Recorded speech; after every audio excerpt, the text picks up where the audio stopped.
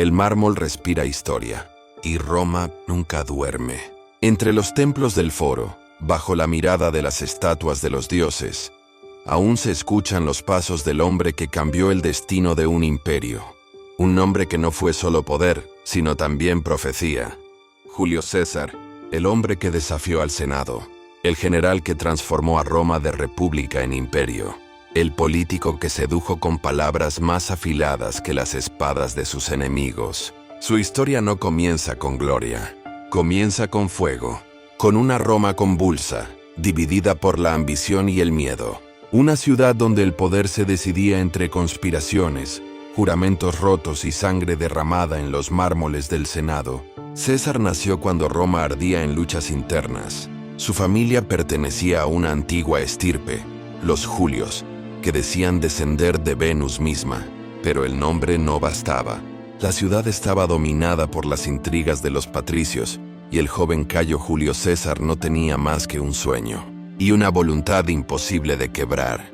Desde muy joven comprendió algo que los demás ignoraban, que el destino no se hereda, se conquista. Su madre, Aurelia, le enseñó el arte del silencio y la prudencia. Su tío, Mario, le mostró la violencia del poder. Y Roma le enseñó que los hombres solo son libres cuando los demás los temen. A los 16 años, ya caminaba entre los templos con la cabeza erguida y los ojos fijos en el futuro. Los augures decían que los dioses lo habían marcado para algo grande, que su nombre resonaría en los siglos.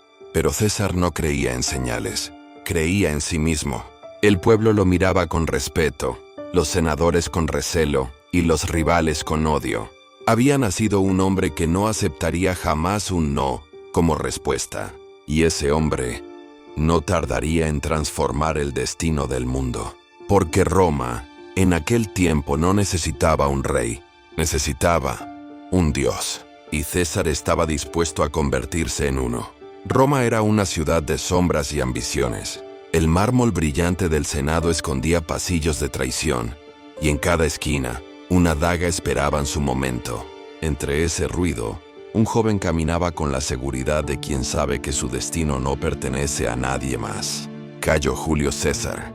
Desde muy joven, César comprendió que el poder no se pedía, se tomaba. Mientras otros se arrastraban buscando favores, él observaba.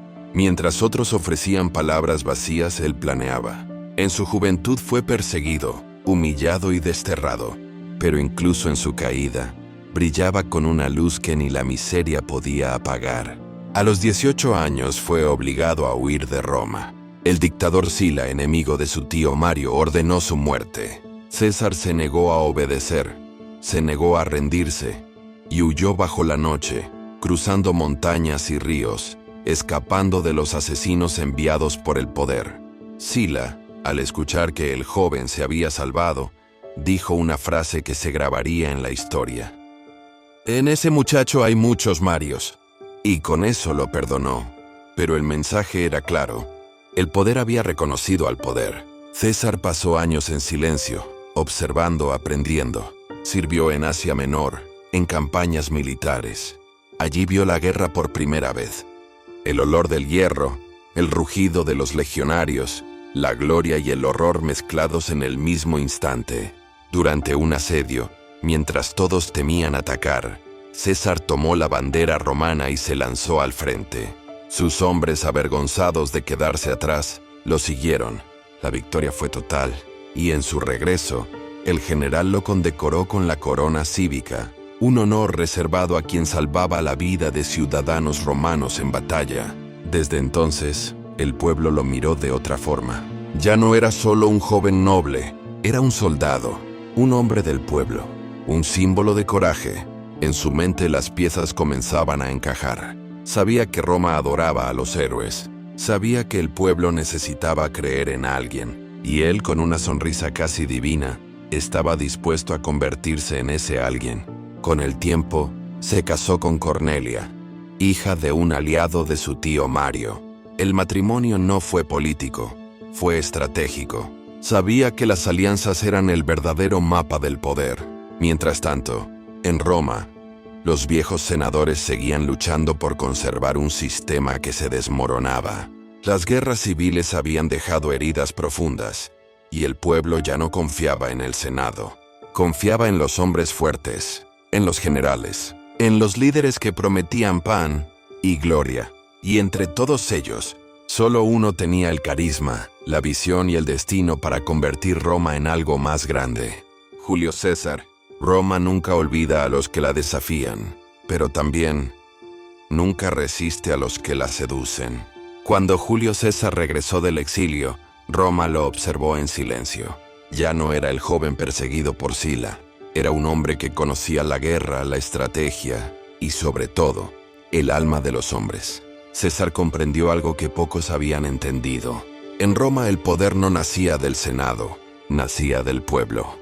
Así que se mezcló entre ellos. Caminaba por los mercados, hablaba con los plebeyos, escuchaba a los veteranos de guerra, les daba esperanza con palabras simples y les prometía lo que nadie se atrevía a prometer: justicia y pan. Su voz tenía un ritmo distinto. No gritaba, convencía, no amenazaba, inspiraba. Roma era una ciudad cansada, y los hombres cansados buscan líderes que les hagan soñar. Poco a poco, el joven soldado se convirtió en orador, y el orador en político. Fue elegido cuestor, luego edil y finalmente pretor. Cada paso estaba calculado, cada gesto medido. César jugaba al ajedrez mientras los demás aún lanzaban dados. Para el Senado era un peligro disfrazado de encanto. Para el pueblo una promesa de redención. Pero su ascenso no era solo político, era simbólico. Roma estaba dividida entre ricos y pobres, entre patricios arrogantes y plebeyos hambrientos. Y César decidió no pertenecer a ninguno. Se presentó como algo nuevo.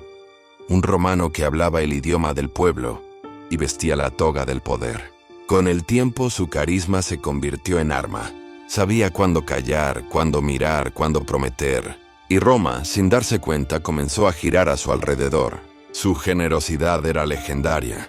Organizaba juegos, fiestas y espectáculos públicos. Gastaba su propio dinero en alimentar a miles. Los senadores lo llamaban loco. Pero César sonreía. Sabía que el pueblo olvidaba los discursos, pero jamás olvidaba un gesto. A cada moneda que entregaba, compraba algo más valioso que el oro: lealtad. El Senado comenzó a inquietarse. ¿Quién era este hombre que no temía gastar su fortuna, que hablaba como un general y sonreía como un dios? Pronto lo descubrirían, porque Julio César no planeaba ser recordado como un político. Planeaba ser recordado como el arquitecto de un nuevo mundo.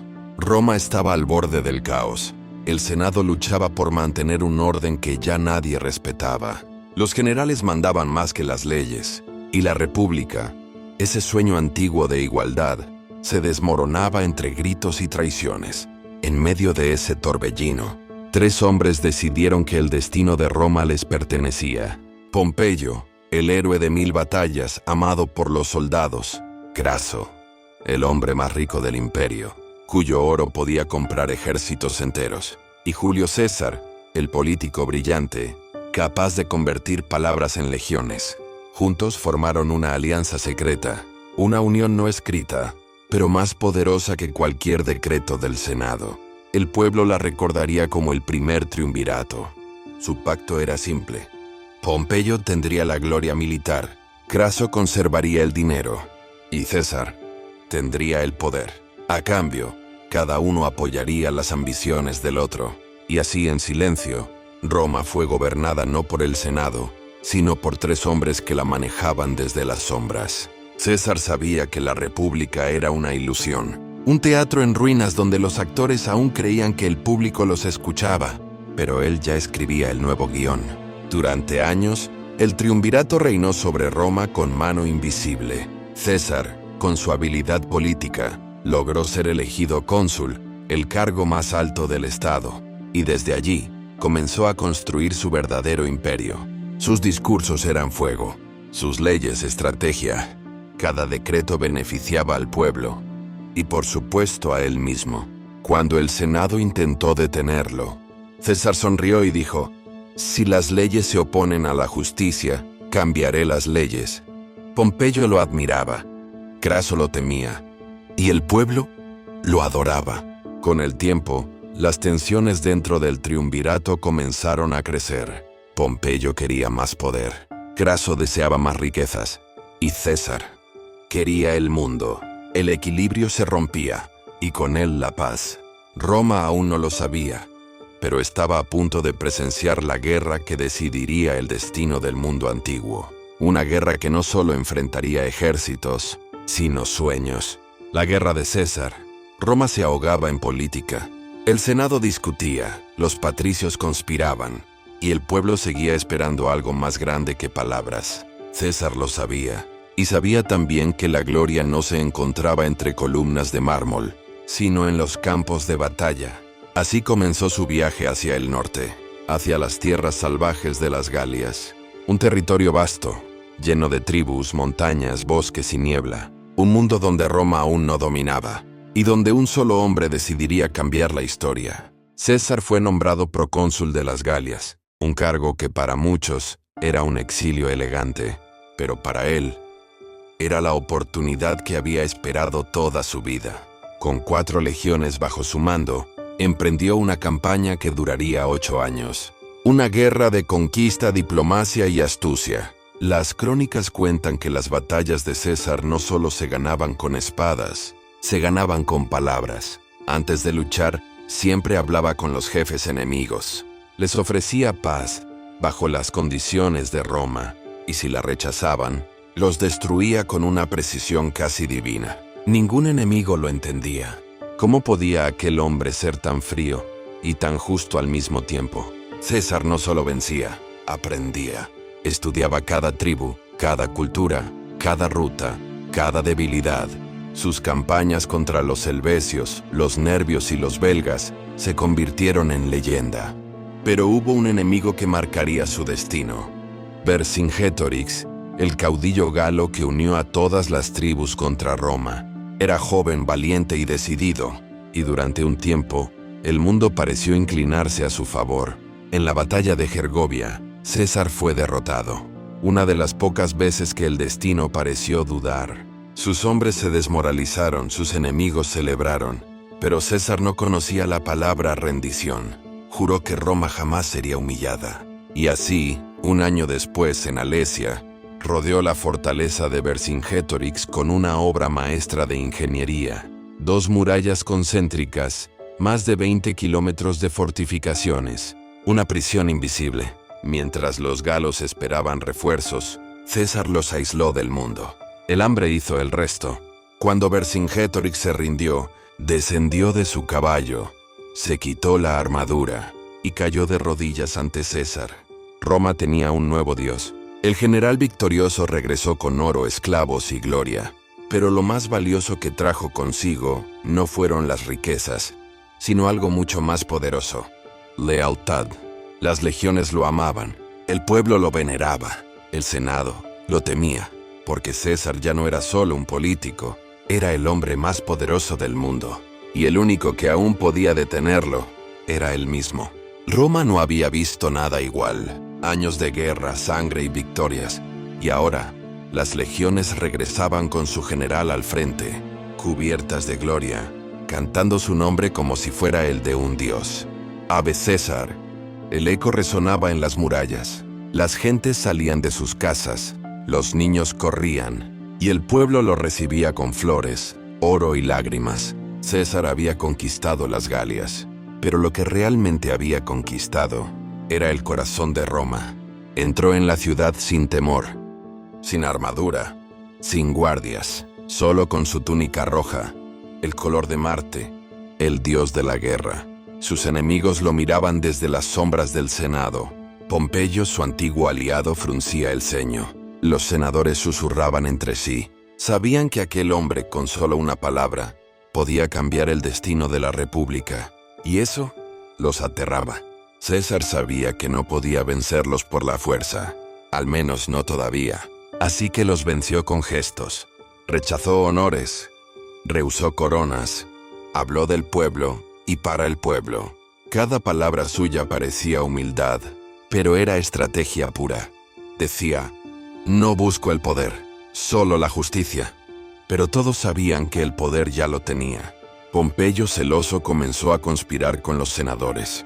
Decían que César se había vuelto demasiado fuerte, que su ejército era más fiel a él que a Roma. Y tenían razón. Mientras César organizaba juegos y espectáculos para el pueblo, Pompeyo acumulaba tropas. Mientras César construía puentes y templos, el Senado construía miedo. El ambiente era una llama a punto de encenderse. Un rumor corrió por la ciudad. César no dejará su ejército. Y el Senado respondió con un decreto. César debía entregar sus legiones y regresar a Roma como un ciudadano común. Era una trampa. Sabían que si lo hacía lo juzgarían, lo condenarían, y su carrera terminaría. Durante noches, César caminó solo por su campamento, pensando en el precio del desafío. Sabía que si cruzaba el límite, no habría vuelta atrás. Una madrugada, frente al río Rubicón, miró a sus hombres y pronunció las palabras que cambiarían el curso de la historia. La suerte está echada. Alea iacta est. Y cruzó el río. Roma tembló. El Senado huyó. Pompeyo escapó hacia el sur. El destino había elegido su bando. Julio César ya no era un ciudadano, era un conquistador de Roma. Y el mundo una vez más iba a pertenecerle. Roma se partió en dos. De un lado el Senado y Pompeyo, los defensores del viejo orden. Del otro Julio César y su ejército, el hombre nuevo que prometía justicia y grandeza. Pero en Roma, las promesas siempre huelen a sangre. Cuando César cruzó el Rubicón, el mundo cambió. Los senadores huyeron como sombras bajo la lluvia, y Pompeyo, el gran general de la República, escapó de la ciudad con la mirada llena de orgullo y de miedo. César entró en Roma sin resistencia. Las calles estaban vacías, las casas cerradas. Nadie se atrevía a levantar la voz.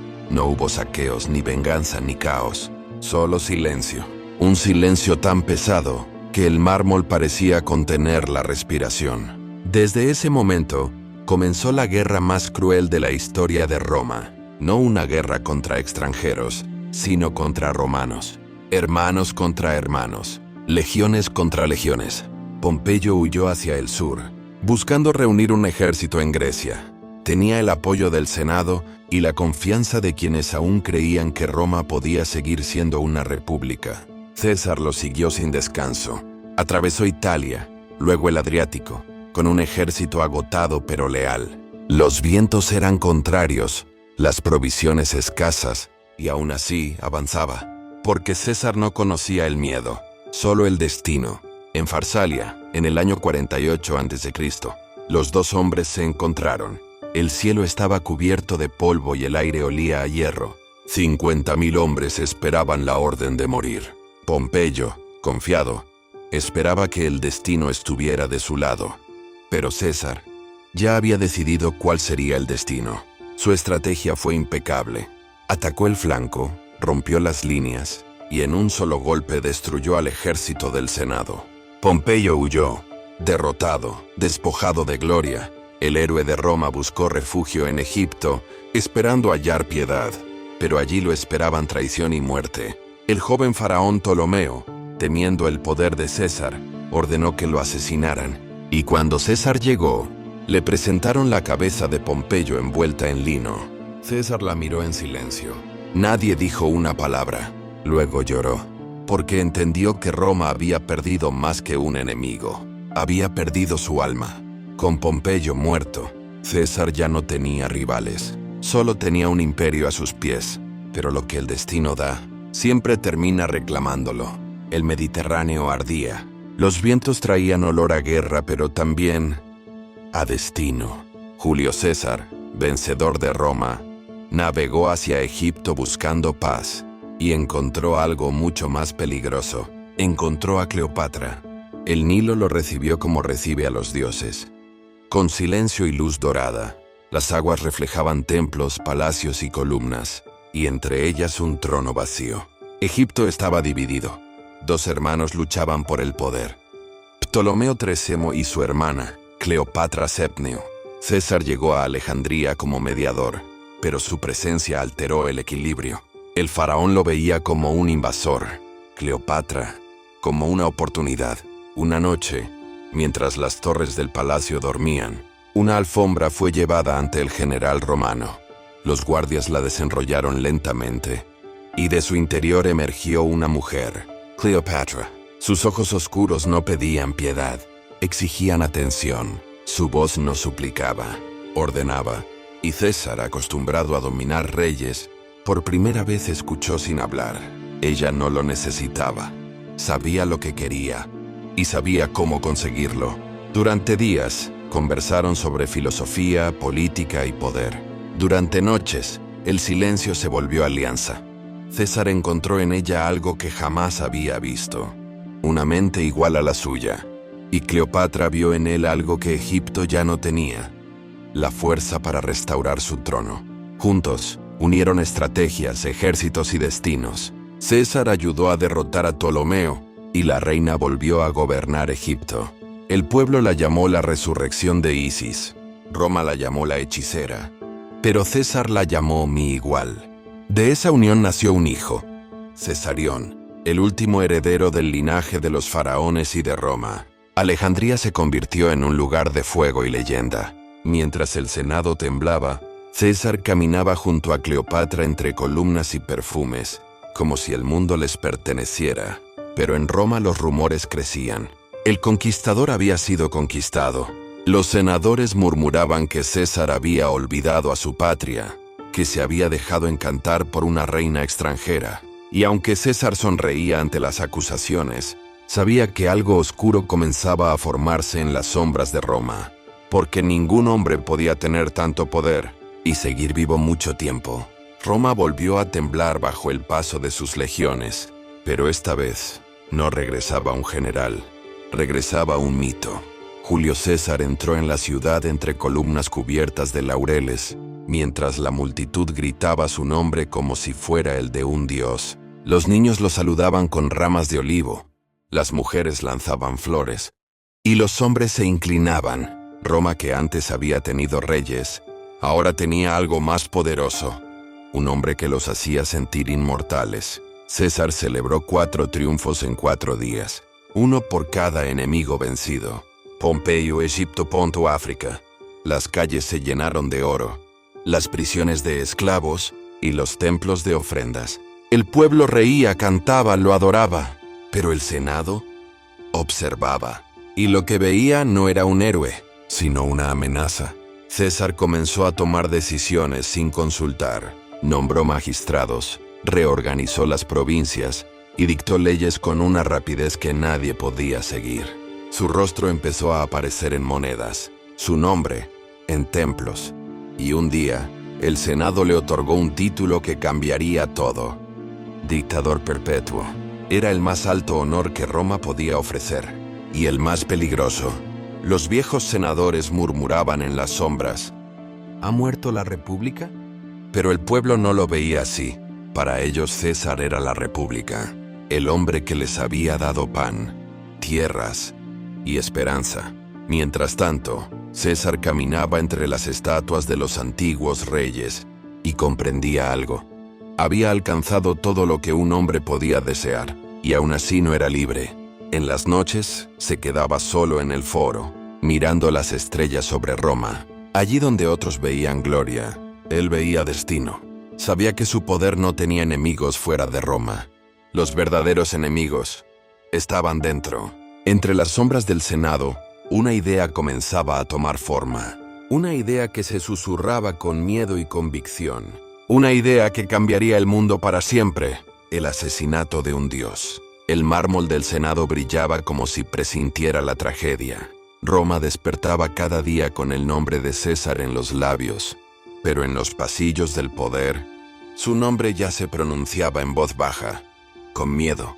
El dictador perpetuo era invencible, pero su poder había superado los límites que Roma podía tolerar. Sus victorias lo habían elevado por encima de los hombres, y eso para Roma era pecado, porque en la ciudad que había destruido reyes, no se perdonaba a quien quería parecer un dios. El Senado, lleno de antiguos aliados, empezó a dividirse entre los que lo adoraban y los que lo querían muerto. El rumor creció como un veneno lento. Un susurro se convirtió en murmullo, y el murmullo en conspiración. El líder fue Casio, un hombre inteligente y frío, que veía en César no un salvador sino un tirano. Pero la pieza clave de su plan fue Bruto, el más querido de los senadores, hijo adoptivo de César, su discípulo, su orgullo. Casio le dijo: «No matamos a un hombre, Bruto, matamos a un rey para salvar a Roma». Bruto dudó. Amaba a César, pero amaba más a la idea de Roma, y así el destino quedó sellado. Los conjurados se reunieron en secreto durante noches. Hablaron de justicia, de libertad, pero en sus ojos brillaba algo más oscuro: envidia.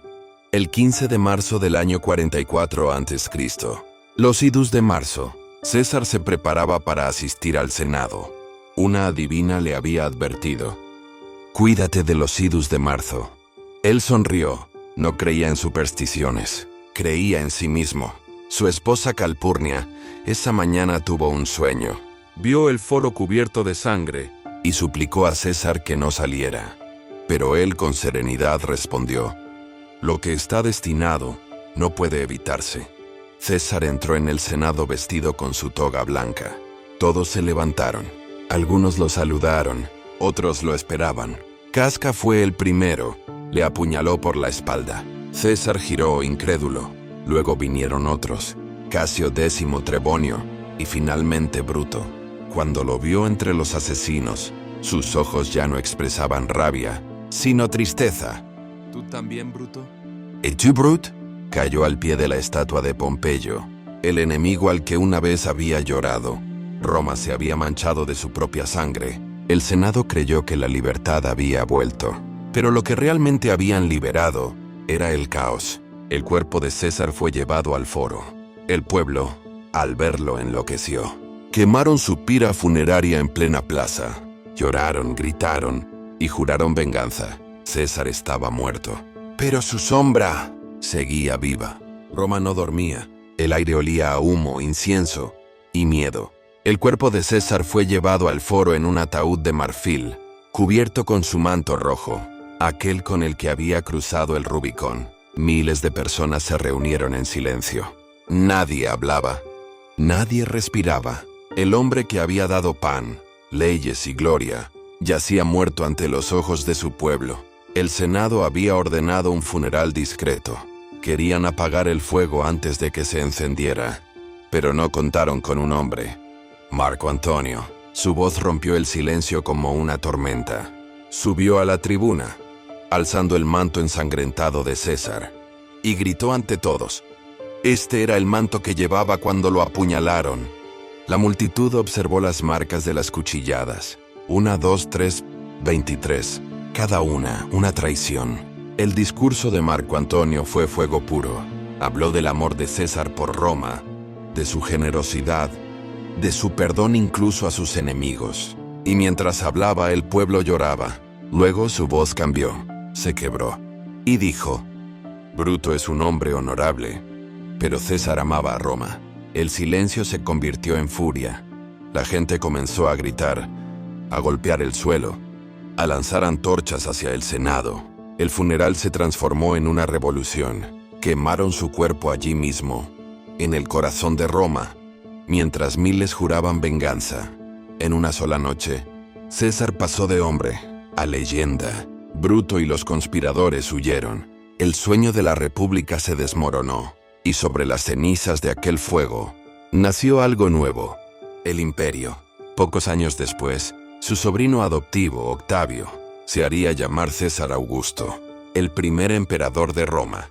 Julio César no vivió para verlo, pero su sombra lo había previsto, porque él no solo conquistó tierras, conquistó el tiempo. Su nombre se convirtió en título, su rostro en símbolo, y su historia en eternidad. Los emperadores que vinieron después llevaron su apellido como una corona. Los siglos repitieron su nombre, y hasta los meses del calendario guardan su memoria. Julio, por Julio César, el hombre que desafió a los dioses y terminó convirtiéndose en uno. Las llamas del funeral se apagaron hace más de 2000 años, pero el eco de aquel hombre todavía resuena.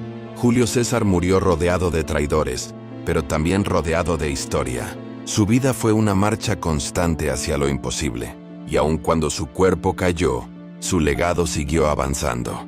Roma se transformó. Ya no fue una república de leyes, sino un imperio de voluntad, la suya.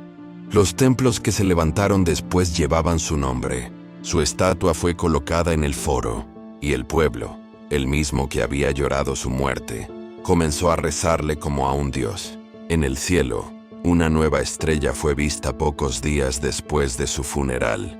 Los astrónomos la llamaron Sidus Iulium, la estrella de Julio César. Los romanos creyeron que su alma había ascendido entre los dioses y que desde entonces observaba al mundo. Su asesino, Bruto, murió poco después, sin gloria, sin patria, perseguido por los mismos que lo habían seguido.